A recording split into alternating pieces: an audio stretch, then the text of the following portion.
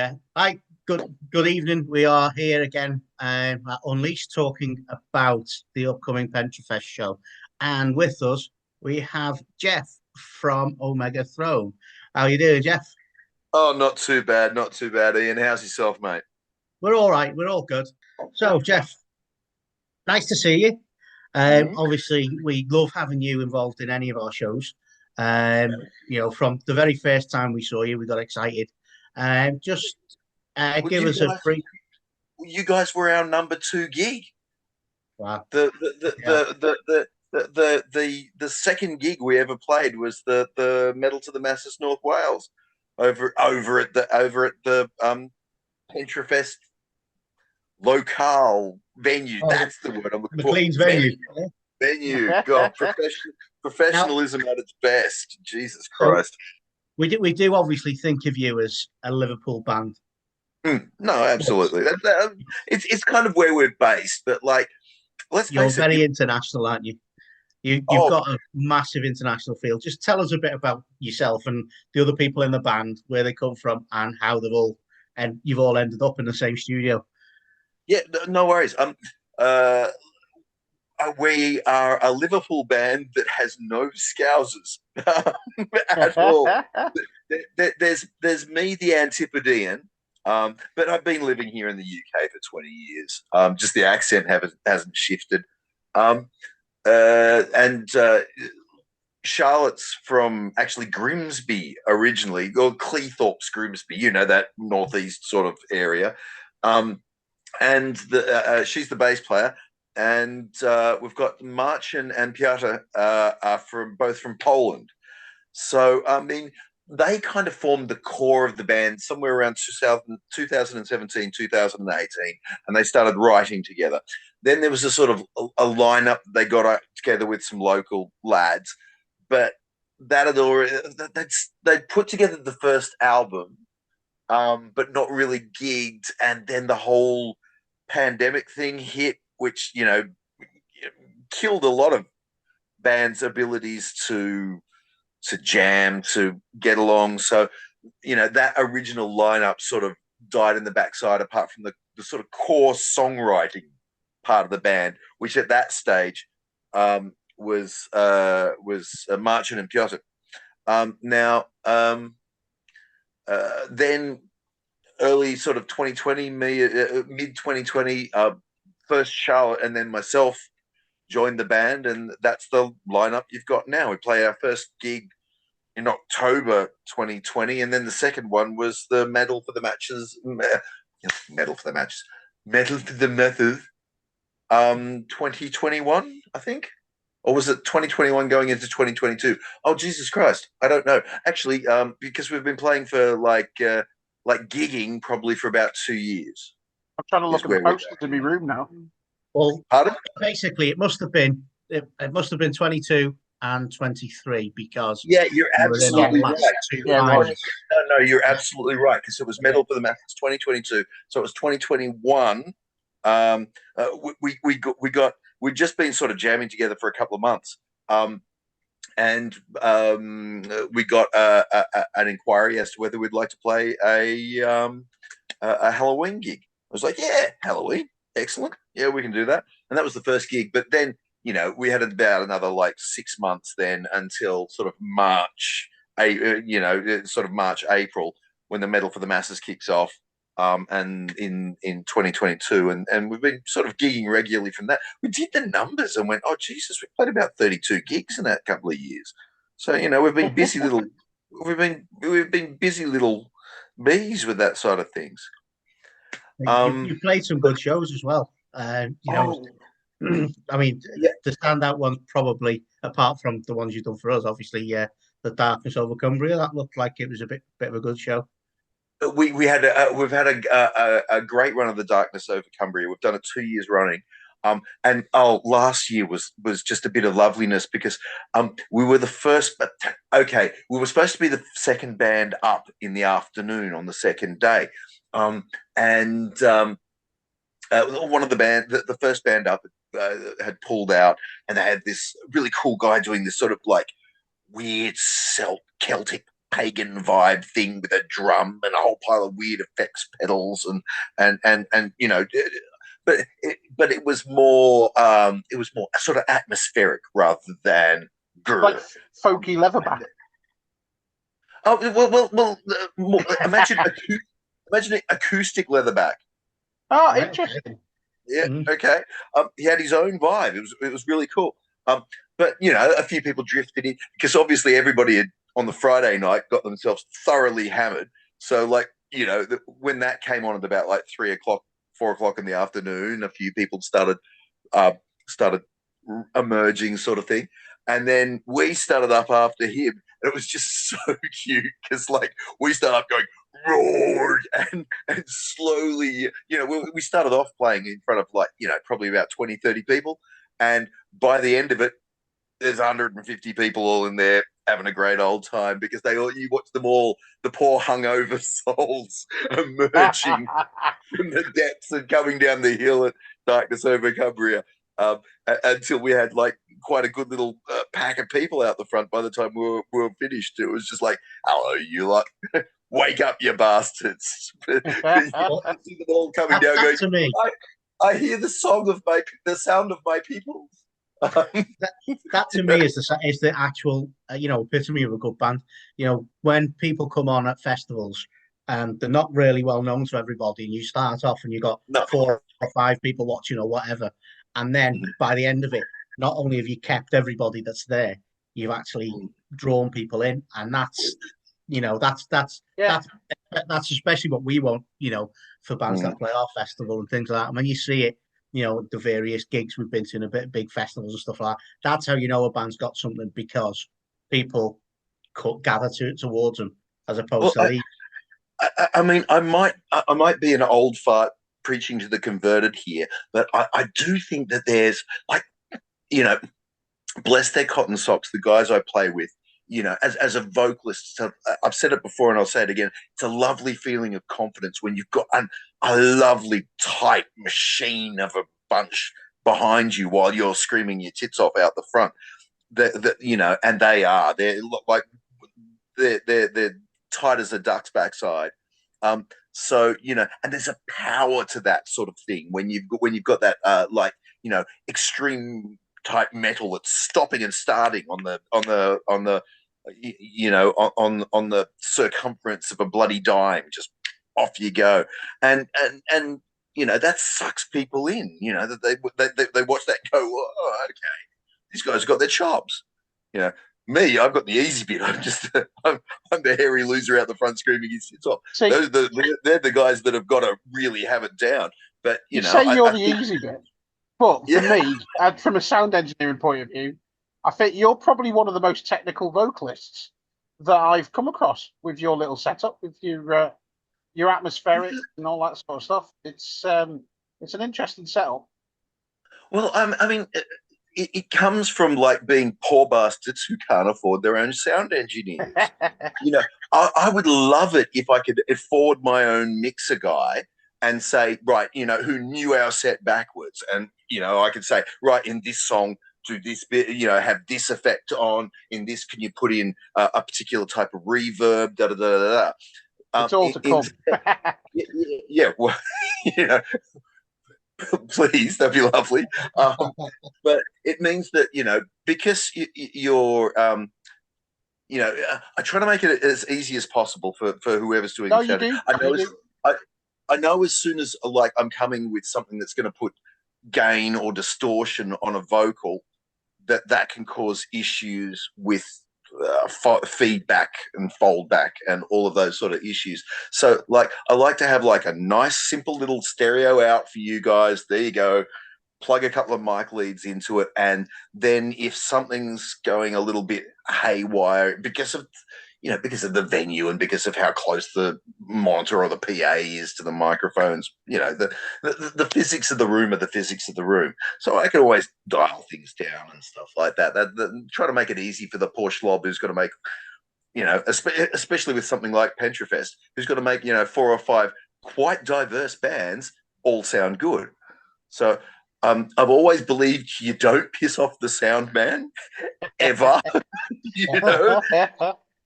this is like pooping where you eat. You do not do that. So you want to make his job as easy as possible. So that you can get the best sound, so that the punters out the front can hear what you're doing. Yeah, I think you do with your setup. To be honest, it's quite nice just to get two cables and then allow you to get on with what you need. To be honest, Well, it's nice also just from the point of view of being able to trigger samples between tracks or little intros and outros and things like that. You can have your own little setup to be able to do that, which to me, I mean, I don't want to sound like a naysayer or an old fart, but there's a lot of, the more that you have being generated out of a laptop, that can give you a huge amount of fullness and scope and variety in what you could do. Absolutely. But it means you need to play to that track.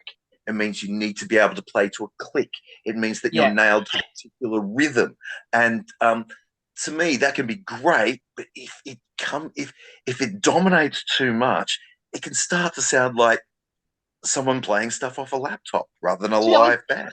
I think that's a lot of people don't probably give you credit as a band for the way that you do it, because it is you that's triggering the tracks, and you can play at any time to those tracks the way that you've done it. So it is. I mean, it's credit to you guys that you managed to put it together the way that you do, because it is all manual, isn't it? Yeah, it's a little Akai sample player, and a little MP3 player, and some various effects things, and a little a tiny little desk for it all to run to, so that I can keep the levels where they need to be, and if something needs to be boosted a little bit, you can do that, and it gives you a little bit of control over what sound is going through to the PA. And again, what I was saying, like you're trying to get that variety in, but still make it easy for the poor bugger who's got to stop it from making horrible squealing noises. Yeah, and I think that having that fill the way that you guys do it lends itself to not having any dead time on stage. Yeah, so it doesn't mean that you've got like quiet sections where the guys are tuning and stuff. You've always got something going on. There's always a show there, and well, that to me is one of the main things, is to be able to. I don't care if I'm playing in front of 5 people, 50 people, 500 people, 5,000 people. Don't give a shit. You put on a show. Right? Whoever they are, they've paid their money, and they're there to be entertained. So you put on a bloody show. And I like to think that we put on a nice sort of coherent, tight show where we start on our half hour, go hell for leather. There's little pauses and there's little breaks, and there's breakdowns within the music as well. It's not like old school grindcore or something like that, where it's like, 200 beats per minute from the start. An hour later, it's still 200 beats per minute. That stuff has its place. Don't get me wrong, and I have a huge fondness for it. But that's not us. We're a bit more structured and varied and whatever than that. Horses for courses and all that sort of stuff. But yeah, I like to think that we try to make sure we're putting on a show. That's why we bring a couple of little lights with us as well, because if you're playing in a small place, there might not be much in the way of lighting there. So it's nice to have a couple of little spots that run off we stick a friggin' microphone into Pete's kick drum. So every time he hits the kick, it just changes what color the lights are, sort of thing. Just to have an extra little bit of, a little bit of something visual going on. And again, this is another one where I'm really, really lucky, because both March and Charlotte, they're not shoegazers. They're not staring at their fingers. They're going off, both of them. the whole time. I mean, Pizza Machine, he just sits behind the drum kit and goes, "Rog, I play fast now."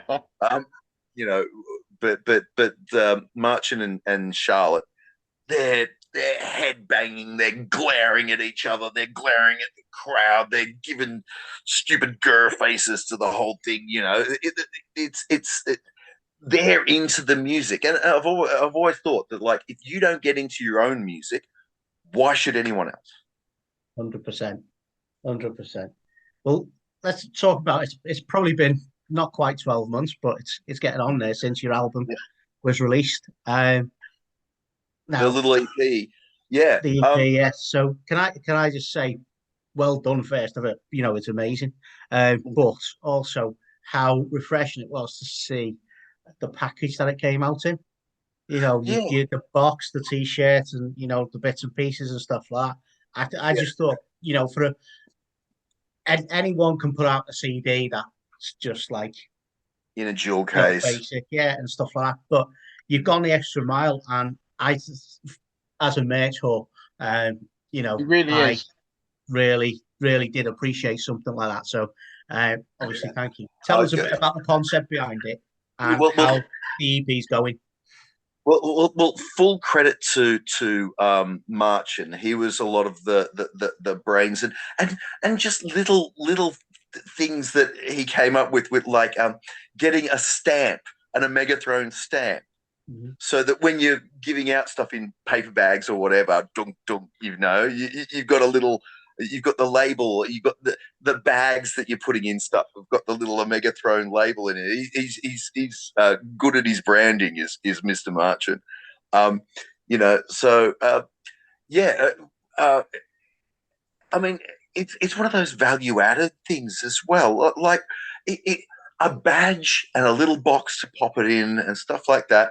It doesn't add a huge amount to the bottom end, but it means that when you've got it sitting there, it's an appealing little package. It's nicely presented, and it draws people in.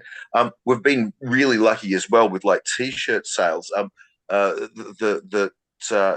We've managed to bag some nice designs, and they've gone quite well as well. So no complaints there on the merchandising sort of side of things. Um, I must admit, we've mainly been sailing out of shows, so we haven't shifted hundreds or thousands of units, but they've been a steady little seller at our gigs and things like that. The t-shirts have sold well, and it's been a lovely sensation to see it at Bloodstock. It's like, Mm. there's one of our shirts. It is. Hey, Well, I will say Warhorns as it well. We is saw it at surprising. Warhorns. So yeah, Surprising when you forgetting see about people walking around and well, how many of your t-shirts are actually out there. It's well, we got in touch with, again, March, and huge credit to the man. He found a guy in, oh goodness, it was somewhere in Southeast Asia. It's like it was all done online. And he got in touch with a guy in, I think it was either Malaysia or Indonesia, off the top of my head.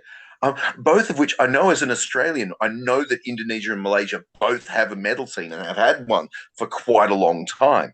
The Malays and the Indos, they go off. Good yeah. market to get into if you can.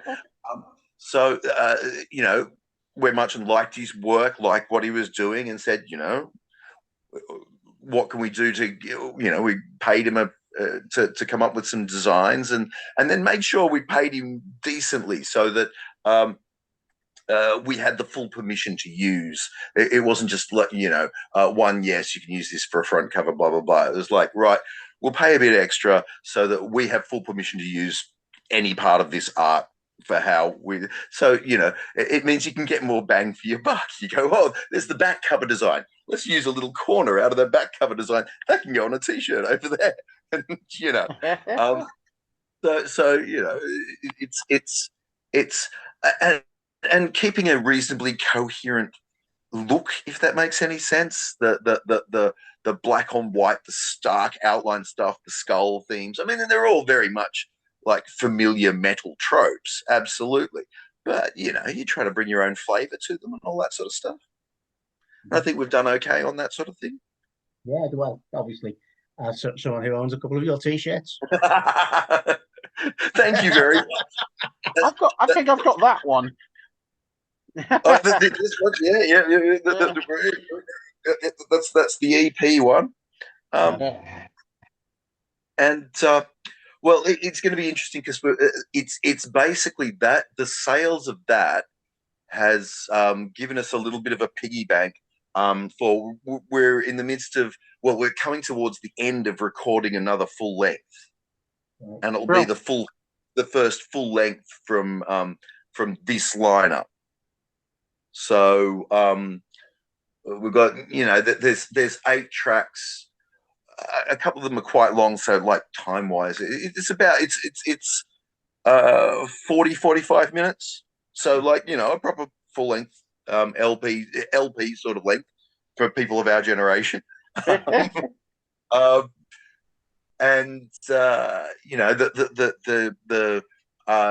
the drums and the bass and the guitars are pretty much in the can.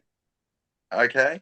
And I'm doing vocals at the moment. So we did 3 tracks worth. We've got the sort of the meat of them down for 3 tracks on Saturday and Sunday, like last weekend. I'm going to be doing another one, so we'll be kind of halfway there. Well, I like to say we'll be halfway there, but you know what it's like with recording. You think you're halfway there, and that means you've got 3/4 of it to go.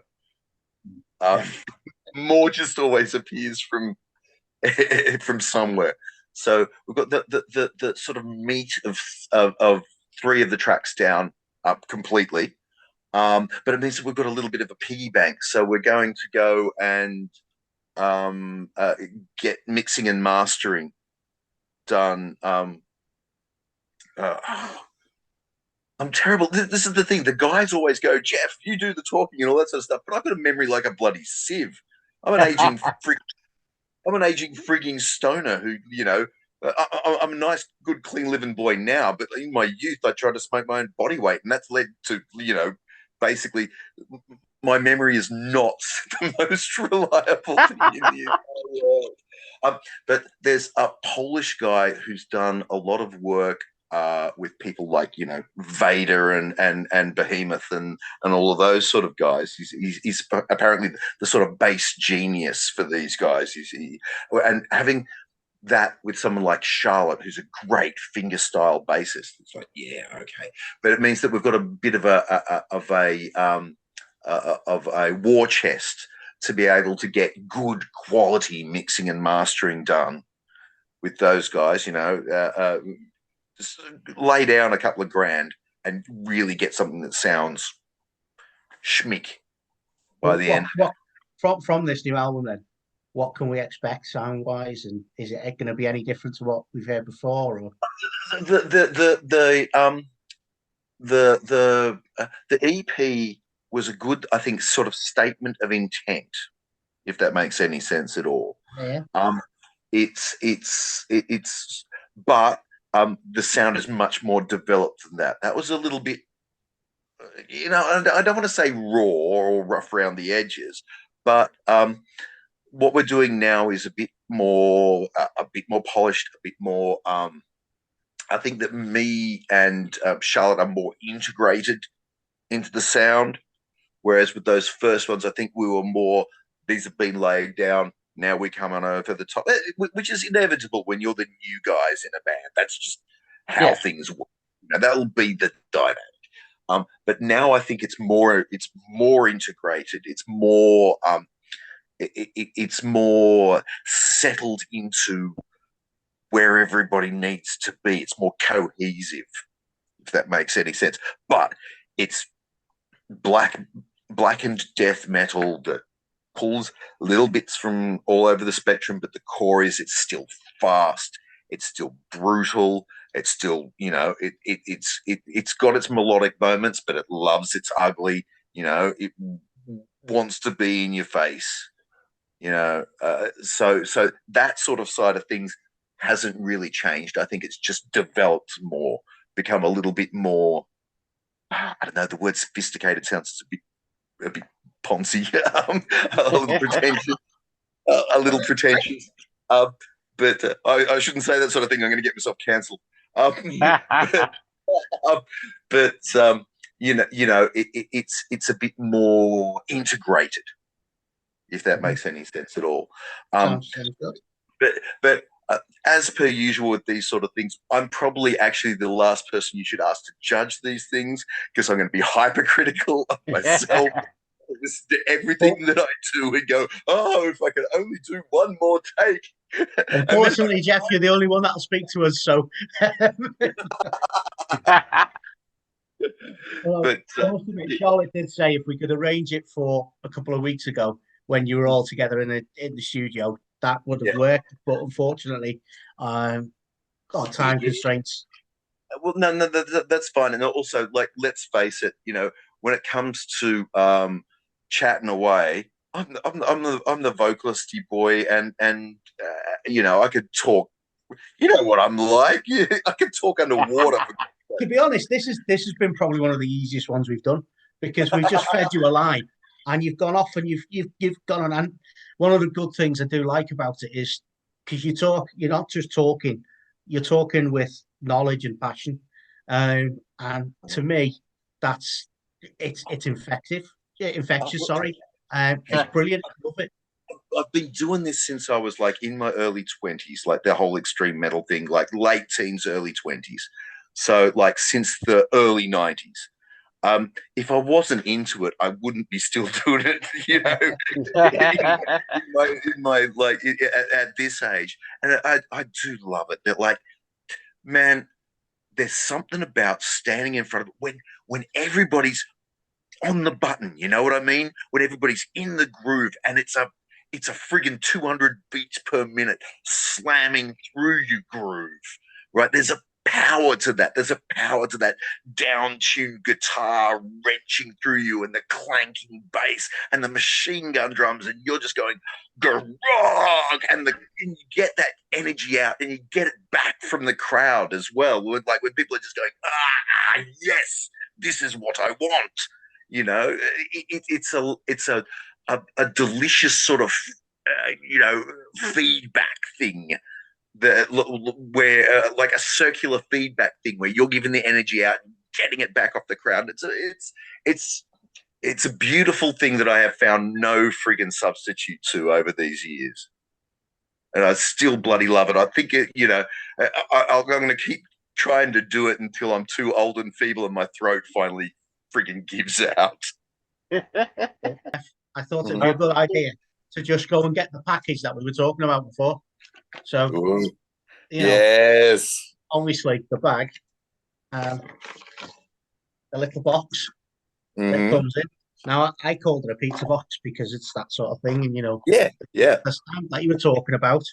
And now, obviously, in this box, there was a T-shirt, but that's been worn. But yes, so the CD itself there, and the reason why I called it an album as opposed to an EP, because there's quite a lot on there.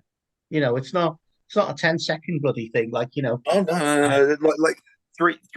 I mean, it's only three full length tracks. But we put the effort in. We spent a bit of money on the production and all of that sort of thing. Yeah. And like some stickers and badges and all that sort of stuff. So that's very close to the design of the T-shirt, which is in the cupboard. So it's not in the box; it's in the cupboard. So there we go. Yeah, but well, bang for your buck. I've always been a fan of it. There's if you're going to put it out, may as well put it out nice. Right, and so we'll get straight back into it. Then before we broke off, we were talking about you've been doing this for X amount of years now. Yes. Yeah. We've had the other guys play for us in other bands, except for Charlotte. OMV. Was it White Mammoth? Oh yeah, the guys. The guy. I mean, because Piero and Marchin have been playing around the Liverpool scene for quite a few years now. So you know, they're much more established than myself or Charlotte. Charlotte's played with a couple of outfits on the sort of eastern side of things. You know, since arriving in the UK, I've I was first living in Cambridge, and actually I had an opportunity to do vocals with the most marvelous bunch of ridiculously good musicians, and we did. It was called Anchorhead Darth Metal, and it was 15-minute covers of episode 4, 5, and 6, the soundtracks, the John Williamson soundtracks. And oh my goodness, this is back in the early 90s. So these guys, you couldn't buy extended range or, you know, 7 or 8 string 7-string guitars were ridiculously expensive. If you could buy one, and 8 strings were very lucky that Charlie, one of the guys, I think he plays for Harkin now. Oh yeah. And Charlie Griffiths. And he's an amazing guitarist, and a guy Pete, who then went on to do stuff with the guy Mr. Hawkins from The Darkness. They did a sort of sleaze rock thing called Hot Leg. He's another ridiculous shredder, but yeah, I mean, it was lots and lots of fun, but it's not the sort of lots and lots of fun. But when it comes to live performance, if you're doing a 15-minute, very technical death metal versions of very orchestral sort of sounding stuff, you do tend to attract a crowd of people who will fold their arms and look at you and go, "Oh, isn't that very clever?" Which is fine. That's what you're going for. But I want people to mosh. I want people to jump around like idiots. And going for 15 minutes in this continuous stream of orchestral loveliness doesn't really lend itself to people throwing themselves at each other. But it was. Don't regret doing it for a second. It was great fun. So I did a few things around Cambridge and then moving up here, but you know, I was busy being a dad and working and all that sort of stuff for a while, and you know, basically answered an ad on Bandcamp or Join My Band or one of those sort of websites, and there I was. Before I forget, we do while we are sort of focused on the album at the moment, we do also have another gig at the Outpost, which is something of a great little venue in Liverpool, down in central Liverpool. With the pizzas. Yeah, with the pizza guys and the nice beers and all that sort of stuff. Yeah. So it is slightly a contrast of like slightly hipsterish out the front, and then it's very hipsterish out the front, to be honest. But yeah. The sound guy, I'm not sure whether he's one of the promoters there, another Ian. He did the sound for us a few times when we did the Mosh Against Cancer stuff. Top bloke. If you do watch this, Ian. Yeah, he's absolutely 100%. Ian's bloody lovely, and you know he's put up with our shenanigans with organising gigs before. So you know, more power to the man. No complaints from us in any direction about. No, he's great. He's great, and you know he really does. Well, a bit like Fozzy and yourselves, you know, has a passion for it and wants to get the most out of the rig that's there, and you know, it means that we're all on the same page. You all want to put on, produce a good show. So we've got that coming up in April.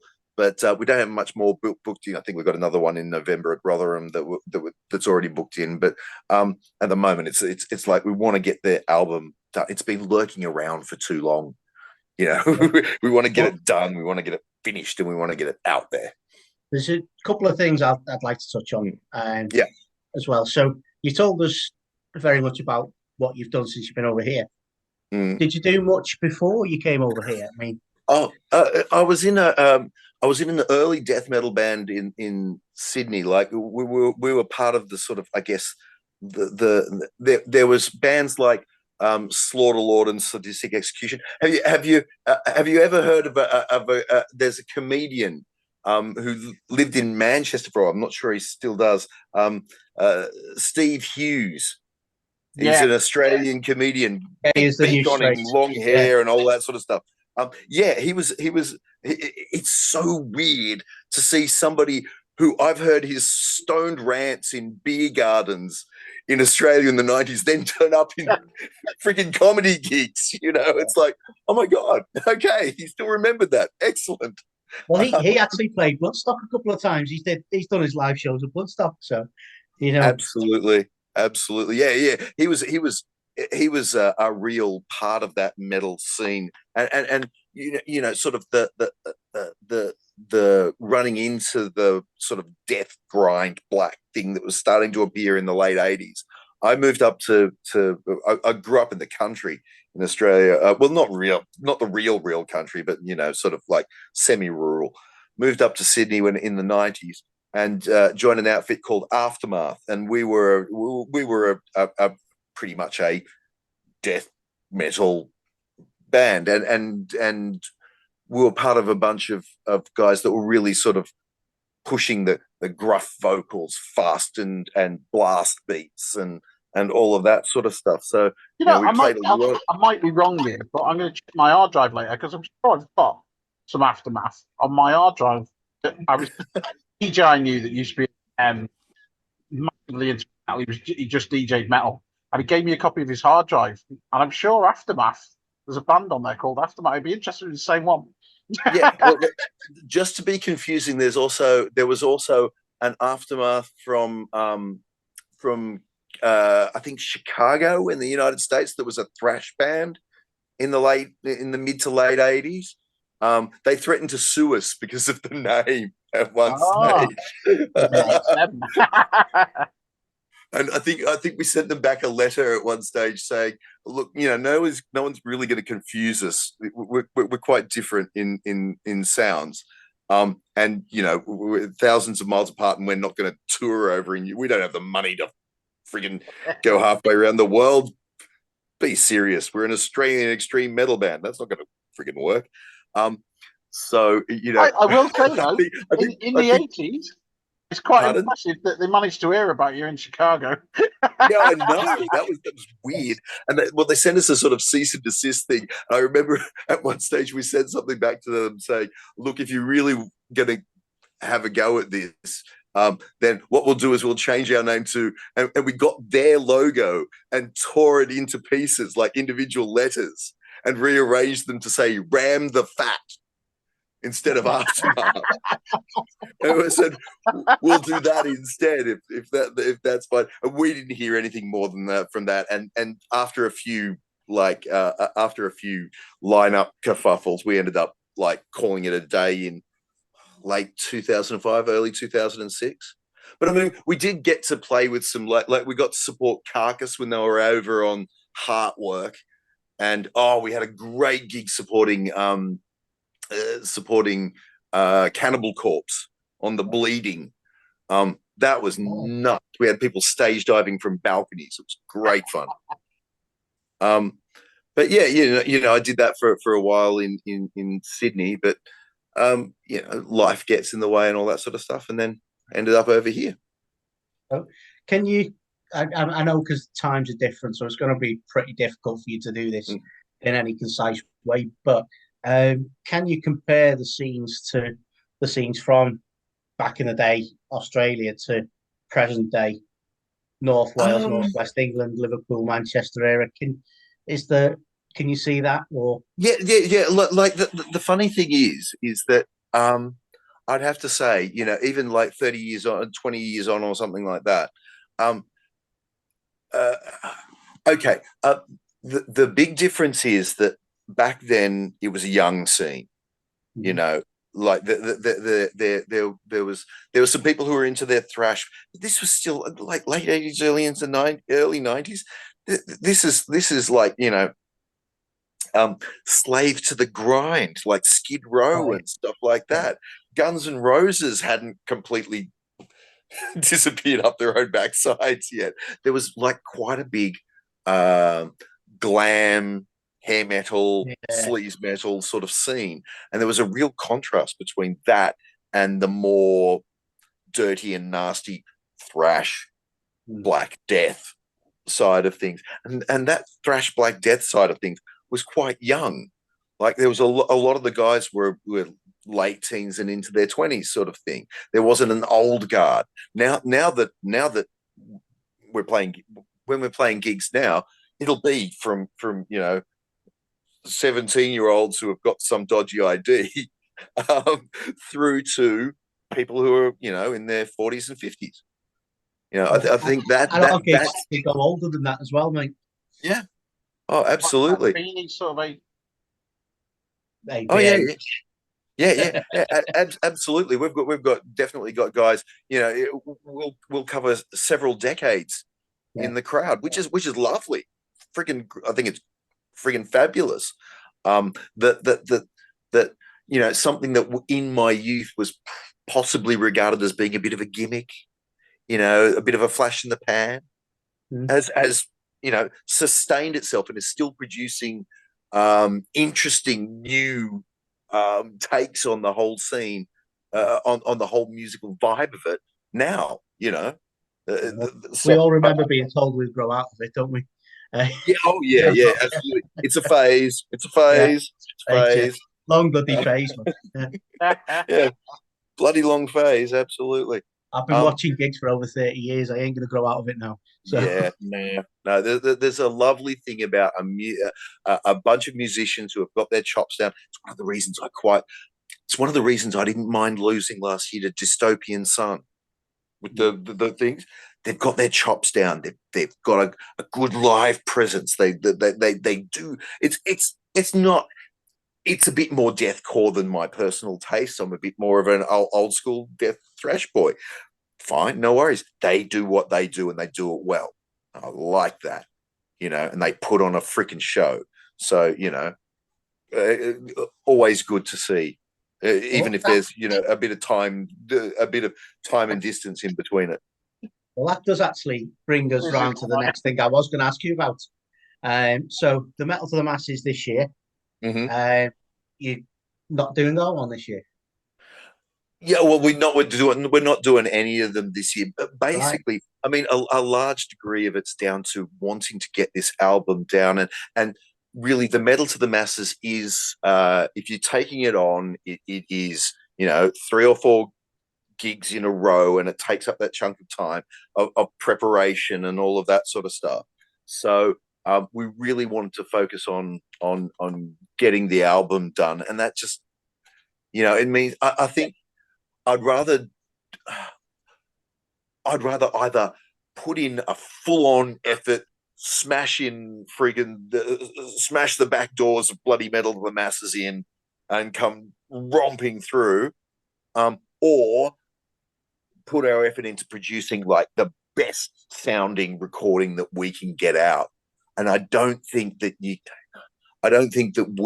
could. Other people may be younger and more energetic than I am, and may be able to do both. But I think that we kind of took a decision to focus on getting these 8 tracks polished off and in the can and lovely, so that when we then send them off to someone to do mixing and mastering, they're getting the best product straight away.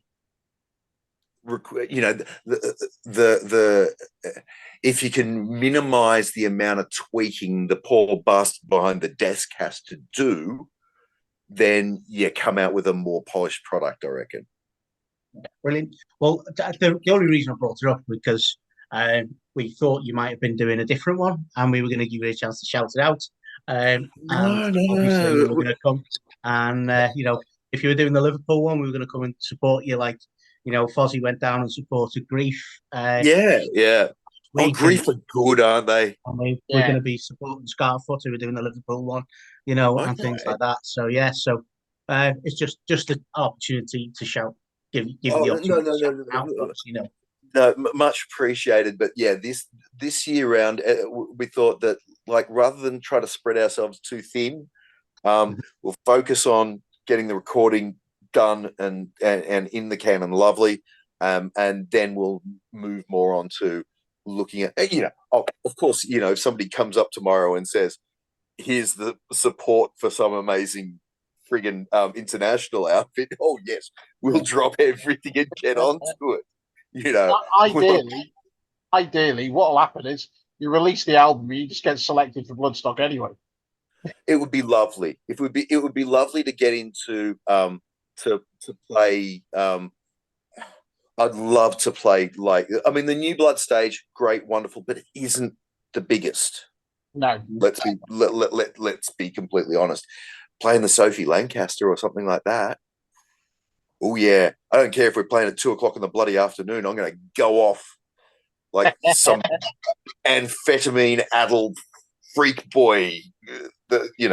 The adrenaline will do me fine. I wouldn't need anything else. Probably need a little bit of a couple of beers to calm me down. But yeah, that would be the dream. That would be lovely to be exposed to a big audience like that. And we'll also just have some room to run around like an idiot on stage. And I swear Marchand would love this because I wouldn't be bloody headbutting his guitar. The amount and Pete, the amount of Piotr, the amount of death glares I happen when I lurch backwards towards his drum kit. You can see him sitting there looking at me going, "No, no, boy, you do not fall on my expensive crap. This is not acceptable." It's like, no, sorry.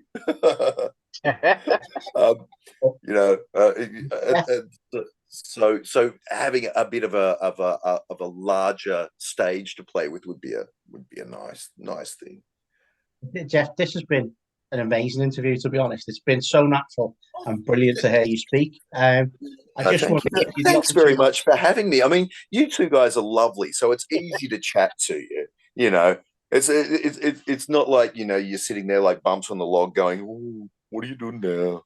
No, you're lovely guys, and your input into the scene, especially for like North Wales and that sort of thing, is really bloody appreciated by many of the outfits that are playing around there. You guys put in a lot of freaking work for Pentre Fest, for the Metal to the Masses, and all that sort of stuff. And I think that occasionally we should big you up rather than the other way around. You guys, the effort that you guys put in is certainly appreciated by us foot soldiers on the ground and all that sort of stuff. So top one, guys. Now, because we're old farts, Facebook is our friend. Right, we're Omega Throne on Facebook, one word. Omega Throne, spelt how it sounds and all that sort of stuff. Nothing tricky. We've also got a lot of stuff going up on YouTube. Okay, we've got some videos. A lovely guy, Conrad, who he has his own black metal outfit called Zoom, which is Polish for noise. He's got his own stuff going on that's great. He's a very talented tattoo artist as well. So he's done a video for us. We're going to probably do some more edited from some of the live footage from the Outpost that we've recorded in the past. So keep an eye on Omega Throne on YouTube as well. We've got stuff available out on Bandcamp. Okay, and I think there's there's some tracks from the first album with the first lineup, and also a track or two from the EP on Spotify as well. So we can be found through that. But yeah, definitely we want to get some lyric videos and teasers stuff out for the new album coming up, so that give people a bit of a taste for what's coming up there. I think that's about it.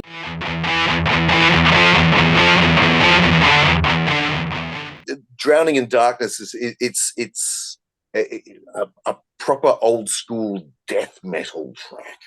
It's fast and it's pounding and it's dark, and it's about lyrically, it's about the shit that people put themselves through, and the circumstances they find themselves in life that grind them into the ground, and how there might be different flavors on it, but it's all the same nice big pile of excrement. Lovely, cheery topic to be going on with.